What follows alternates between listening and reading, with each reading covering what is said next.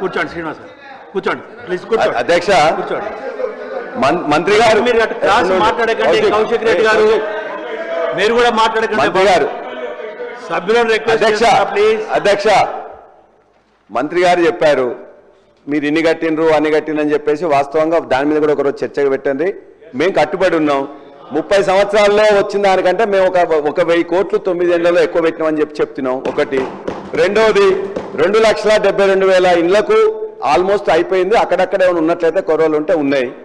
అది అవునా కాదా అని చెప్పి మీరు చూడండి.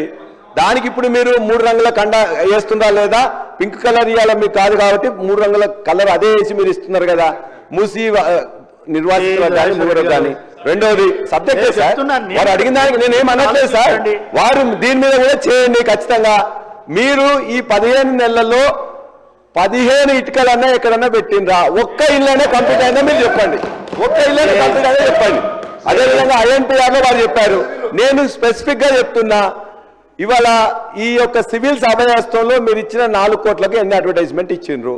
అదేవిధంగా మీరు మహారాష్ట్రకు, హర్యానాకు, ఢిల్లీకి మీ యొక్క ఆ రోజు అక్కడ ఎన్నికలు జరుగుతుంటే మనకి ఏం సంబంధం అని చెప్పి మన డబ్బులు పెట్టి అక్కడ అడ్వర్టైజ్మెంట్ ఇచ్చిండ్రు. ఎందుకు ఇచ్చిన అధ్యక్ష, ఎందుకు ఇచ్చిన అధ్యక్ష? గౌరవ సభ్యులు మహారాష్ట్ర